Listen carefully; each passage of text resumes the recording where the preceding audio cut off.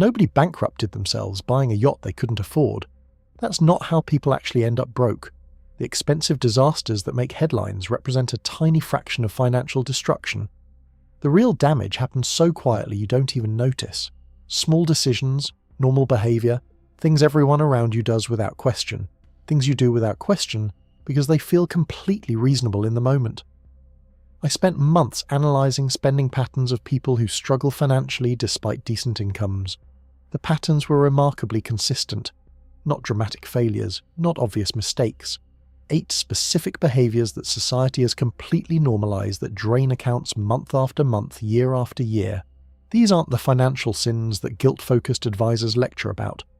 These are the invisible leaks that escape scrutiny because everyone else has them too. When everyone does something, it stops looking like a problem. It starts looking like life. Today I'm exposing the 8 things keeping you broke that everyone thinks normal. Not to make you feel bad about past decisions, to help you see patterns that are genuinely invisible until someone points them out. Once you see them, you can't unsee them. And that visibility is where financial transformation actually begins. The first thing keeping you broke is the pursuit of the lowest price on everything. This seems backwards. Frugality is supposed to build wealth. Seeking the cheapest option should preserve resources. The logic appears sound, but the reality works differently. Choosing the lowest price creates repeated spending cycles that exceed what a single quality purchase would have cost. The cheap boots that fall apart require replacement. The replacement requires another replacement. The total spent across replacements exceeds what durable boots would have cost initially. I tracked my own spending on certain categories over 5 years. The results were uncomfortable. Items where I'd consistently chosen the cheapest option showed higher total spending than categories where I'd invested in quality. The savings I thought I was achieving were illusions created by focusing on individual purchases rather than cumulative patterns. Low-quality items quietly multiply total costs in ways that aren't visible at the moment of purchase. The cheap tool that doesn't work properly requires buying the proper tool anyway. The inexpensive version that almost fits the need doesn't eliminate the need, just delays proper fulfillment while consuming resources. People accumulate these ineffective purchases instead of discarding them. The drawer full of almost adequate items, the closet of clothes that don't quite fit, the garage of tools that don't quite work. Each represents money spent that didn't solve the problem it was meant to solve. Emotional resistance to discarding bad purchases creates this accumulation. The brain rebels against admitting the money was wasted. Keeping the item feels like preserving the value. It isn't. The value was lost at purchase. Keeping the item just adds storage costs and mental burden to the original financial loss. This psychological attachment to bad decisions extends beyond physical items. People continue using approaches that don't serve them because abandoning them would mean acknowledging the prior investment was wrong. Past spending influences present decisions even when it logically shouldn't. The sunk cost fallacy keeps people broke by preventing rational evaluation of current choices. What you spent previously has no bearing on what you should do now. The money is gone regardless. Yet the brain treats past expenditure as ongoing investment that requires continuation. Smarter alternatives exist. Buy less frequently but at quality levels that don't require replacement. Consider cost per use rather than purchase price. Evaluate the 5-year total rather than today's receipt. This isn't about buying expensive things for the sake of expense. It's about understanding that true cost includes durability, effectiveness, and replacement patterns, not just initial price. The second thing keeping you broke is housing that matches your approval rather than your plan. When you apply for a mortgage, the lender tells you the maximum amount you qualify for. Most people treat this number as their budget. It isn't. It's the maximum the bank believes you can pay without defaulting. Their calculation doesn't include your other goals. Their calculation includes buffer for themselves, not for you. People stretch budgets because they're approved for more. The logic seems reasonable. The bank surely knows what's affordable. The bank's definition of affordable and yours should differ significantly. Bigger homes create long-term financial pressure that extends far beyond higher payments. The mortgage increase is just the beginning. Hidden costs stack slowly in ways that aren't obvious when touring spacious kitchens and imagining family gatherings. Utilities scale with square footage.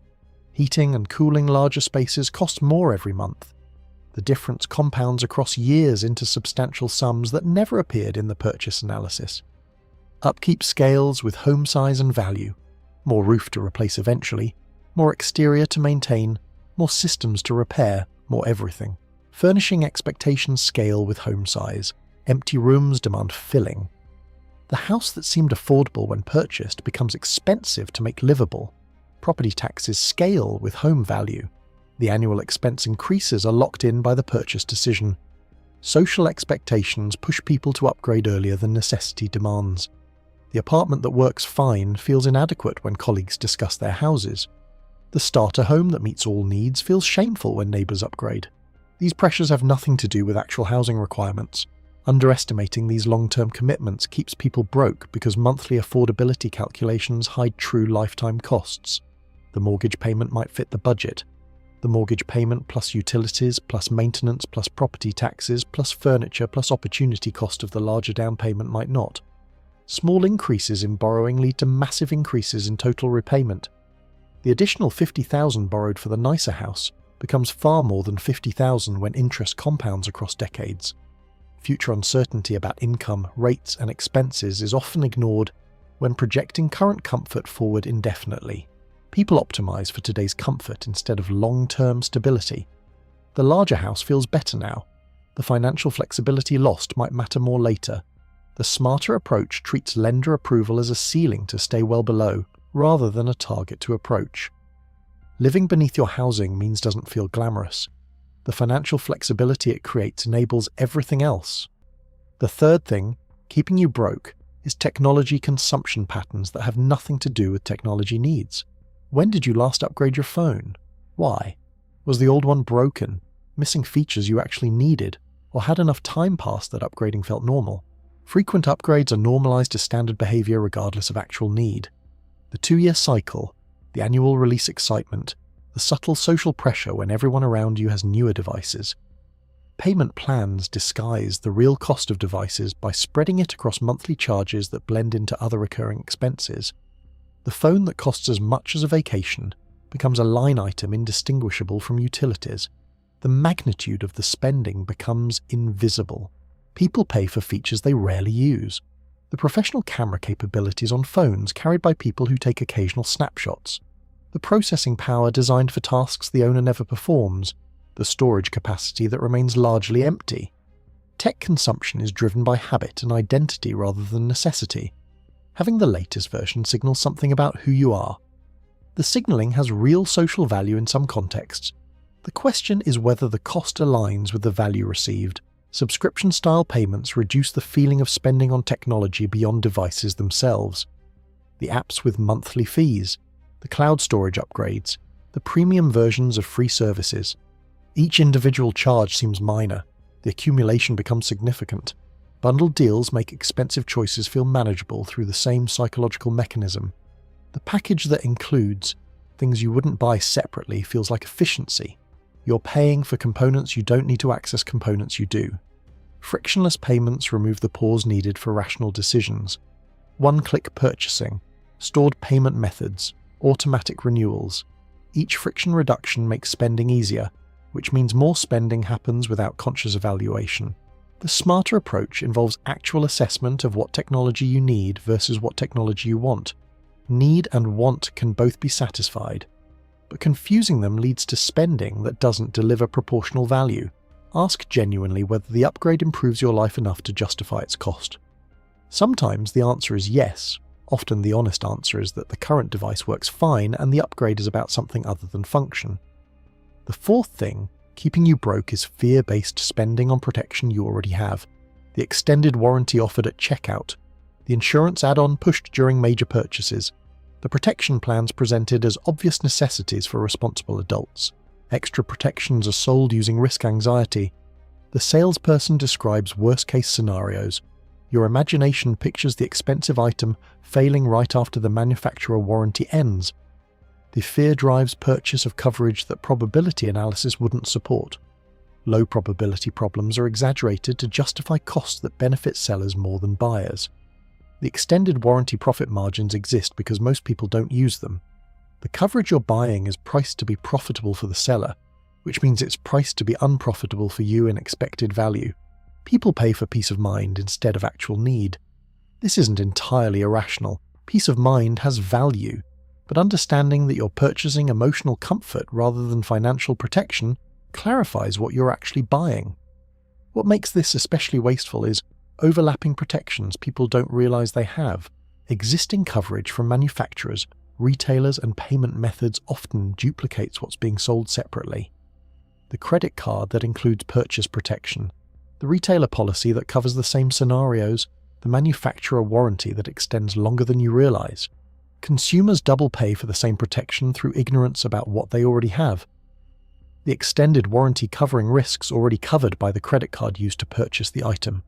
The insurance add-on duplicating the retailer's guarantee. Lack of awareness leads to unnecessary add-ons because checking existing coverage requires effort. The path of least resistance is accepting what's offered. The seller presenting the protection has no incentive to mention that you might already be covered. Simplicity is replaced with redundant spending. Multiple overlapping protections for the same unlikely scenario while genuine risks go unaddressed. The smarter approach involves understanding what protection you already carry before buying more. Credit card benefits, retailer policies, manufacturer warranties, homeowners or renters insurance coverage. The overlap might eliminate need for additional purchases. When additional protection is genuinely needed, evaluate probability and cost honestly. The expensive coverage for unlikely failures may not make mathematical sense regardless of how the salesperson frames the scenarios. The fifth thing, keeping you broke, is paying for possibilities you never convert into realities.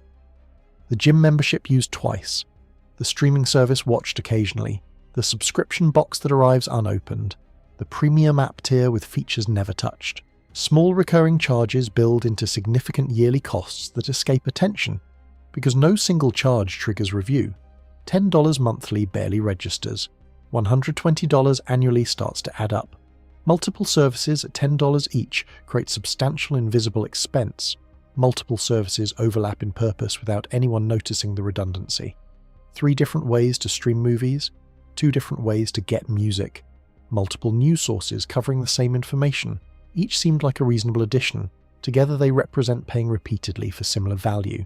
People forget what they're paying for because automatic renewal removes the active decision that would prompt evaluation. The service signed up for during a promotion continues charging at full price. The app that seemed useful months ago continues extracting payment regardless of usage. Access is valued more than actual consumption. Having the option to use something feels valuable independent of whether you actually use it. The possibility that you might want it justifies the ongoing cost in ways that don't survive honest examination. Ownership feels better than actual consumption. Knowing you could watch any movie on the service provides satisfaction beyond watching specific movies. The mental inventory of available options provides its own reward. People overestimate how much they'll use services at the moment of signing up. Future, you seems more ambitious, more active, more likely to exercise and read and learn than present you turns out to be.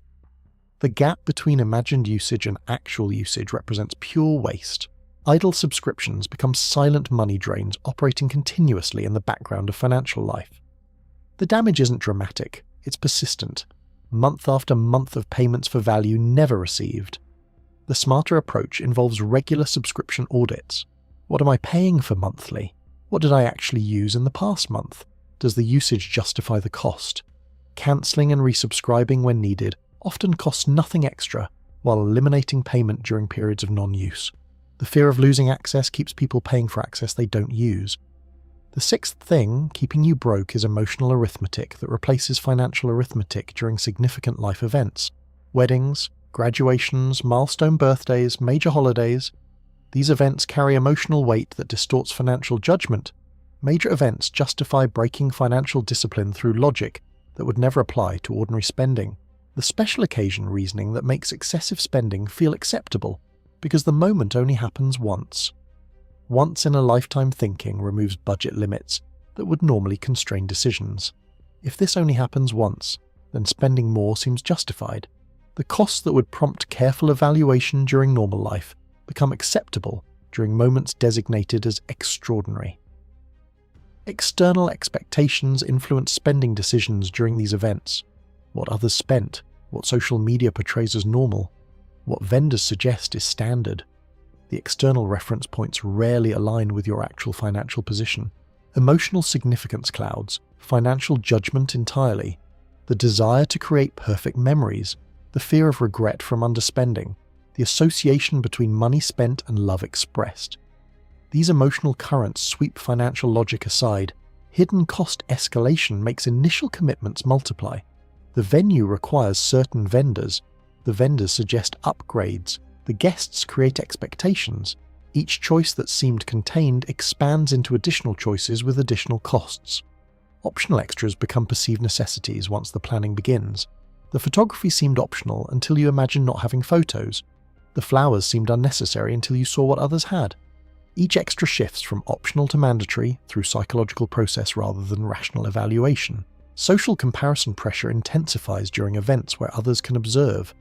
Fear of judgment drives upgrades that satisfy imagined audiences rather than personal preferences.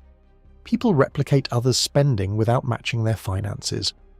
The smarter approach involves setting financial limits before emotional engagement intensifies. The budget established during calm moments provides anchor against the currents that arise during planning. Understanding that event satisfaction correlates weakly with event spending helps resist escalation. The most meaningful moments rarely involve the most expensive elements. The memories that matter don't require maximum expenditure. The seventh thing keeping you broke is confusing consumption with investment.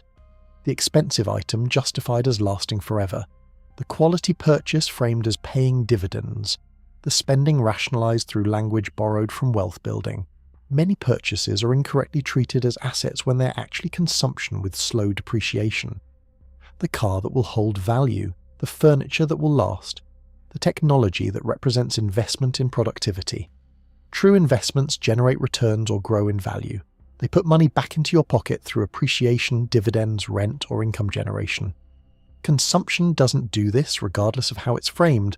Comfort or enjoyment is not financial gain.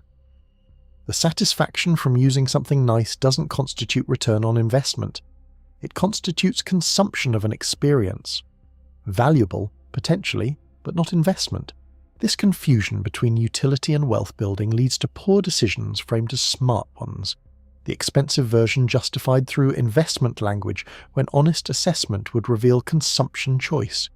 People reframe wants as smart decisions through selective reasoning, finding information that supports desired purchase, ignoring information that would contradict it, building internal narratives that eliminate guilt about spending they wanted to do anyway.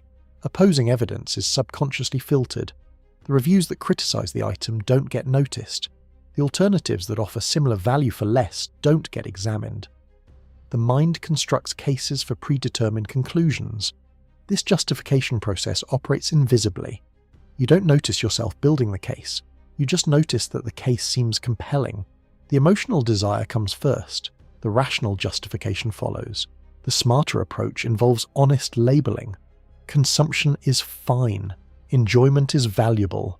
Spending money on things that make life better isn't wrong. But calling it investment creates false sense of financial progress when financial progress isn't occurring. Does this purchase put money back in my pocket ever? If no, it's consumption. Calling it investment doesn't change what it is.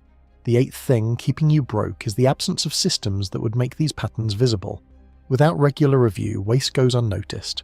The subscription continuing, the pattern repeating, the accumulation building, all invisible because nobody's looking.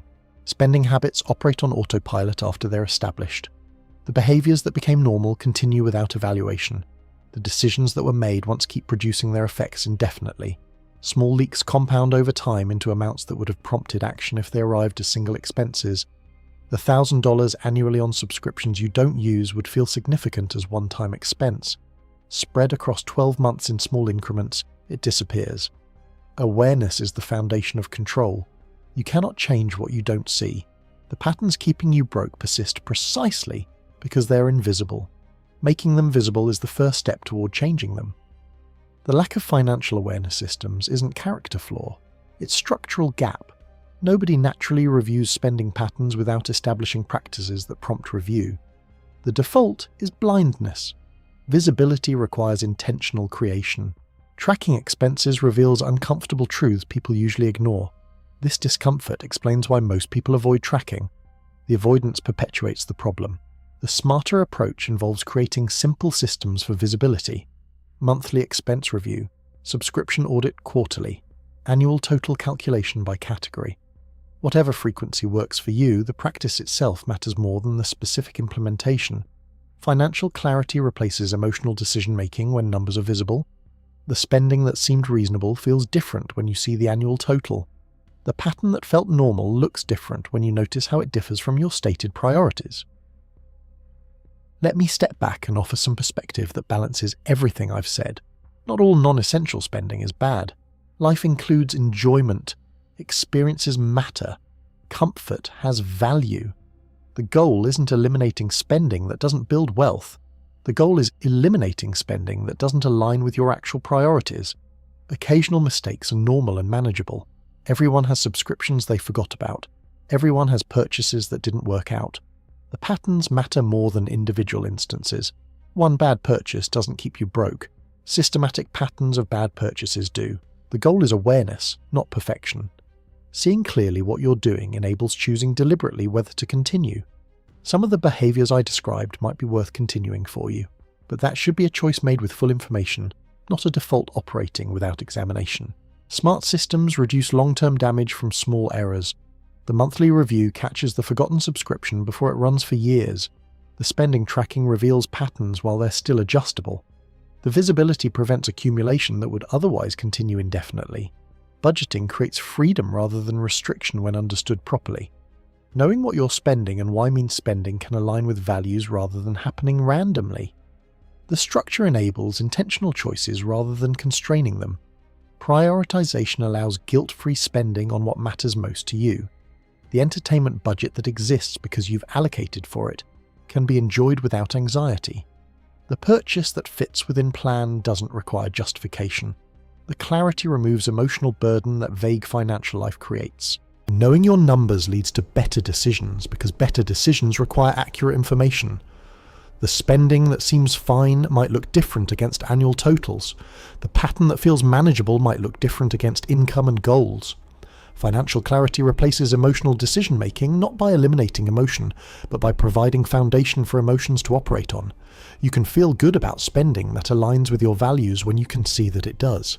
Everything I've described, all 8 patterns, shares common characteristics worth noticing. Each behavior is socially normalized to the point where questioning it feels strange. Everyone buys cheap stuff. Everyone lives in houses matching their approval. Everyone upgrades phones regularly. The behaviors persist because they are invisible within social context that treats them as unremarkable. Certain spending expectations are created by industries rather than reality. The rules about what's appropriate, how frequently to upgrade, what constitutes necessity, often originate from those who profit from the spending rather than those doing the spending. Marketing shapes beliefs about what is appropriate spending so effectively that the shaped beliefs feel like personal preferences. The desire that feels organic has origins in exposure designed to create that desire, not always, but often enough to warrant examination. Each pattern involves small amounts that escape scrutiny, while accumulating into large amounts that would prompt action. The invisibility is the point. The damage happens in amounts small enough to avoid triggering evaluation while being large enough to matter when summed. Breaking these patterns doesn't require dramatic lifestyle change. It requires seeing what's currently invisible and making conscious choices about whether to continue. Some of these patterns you might choose to keep after examination. That's fine. The keeping should be deliberate rather than default. Some of these patterns you might choose to change after examination. The change doesn't require suffering. It requires redirecting resources from things that don't serve you toward things that do. The gap between broke and not broke is rarely about income. People with high incomes stay broke through these patterns. People with modest incomes build wealth by avoiding them. The difference is visibility plus intention. Seeing what you're doing and choosing deliberately whether it serves you. I've shown you what to look for. The examination is yours to conduct. Write in the comments which of these 8 patterns resonated most strongly with your own experience. Which behavior that feels normal might actually be keeping you from where you want to be. Sometimes naming the pattern begins the process of changing it. Share this with someone who works hard and wonders why they're not getting ahead. The answer might not be about earning more. It might be about redirecting what they're already earning away from patterns that aren't serving them. The normal that everyone accepts isn't necessarily the normal that serves anyone. The behaviours you don't question because everyone does them might be exactly the behaviours costing you most. Starting today, question one thing you've always assumed was just how life works. Examine whether it actually works for you, or just works for those who profit from your participation. That questioning is where financial change actually begins, not with dramatic sacrifice, not with extreme frugality, with seeing clearly what's been invisible. The 8 patterns I described will continue operating for those who don't see them. Now you see them. What happens next is your choice. Make it deliberately.